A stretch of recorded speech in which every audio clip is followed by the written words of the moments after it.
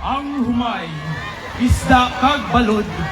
Amo ini ang matuod nga rason sang pagselebrar sang Pangubagat Festival. Sadto nga panahon sa minatuod nga istorya, ang pangalan sang balod halin sa ngalan sang isa kadako nga pispis na kung tawgon balod. Ini nga mga pispis nagalulupad sa patalibod sang mabugana nga katalunan. Sa ni nga lugar, may isa ka tribo nga nagpuyo diri. Ini nga mga tawo mahugod kag nagailisad. Para makakaon sila, ila gintamnan ang kadutaan sang ila pwede makaon. Isad na diri ang humay. Bululig sila sa pagtanom, pag-ataman hamtang sa pag-ani sini. Para mapadali ang ila pag-ani, nagamit sila sang garab kag ila ginsakay sa karosa ang ila inani. Tungod sa mahugod sila, nagapangisda sila sa kadagatan. Gamit ang baruto kag bugsay, ila ginsubay ang gagataw na mga isda. Nagamit sila sang silo nga lambat para mapadali ang ila pagkuha sang ila na mga nadawi. Ila ini gimbutang sa banyera kaginbaligya an iban. Sa pagligat sang panahon, nagdamo na ang mga tao sa lugar sang balod. Ini na mga tao tinawag na dagyawan. Sa karasunan nga sila nagaulisan sa pag-asenso sang ilang lugar nga puluyan. Pagsubong aton sa gupaon sa makusog na palakpak kag malipayon nga pagsilibrar sang Pangubagat Festival. Ang mga pasigrab sang kalayo sa Pangubagat sang subong nga tinihon halin sa mabuganaon kag nagailisad nga barangay sang Pulan Tuta, Danau, Bongkanaway kag Mabuhay. Ang tribo Dagyawan!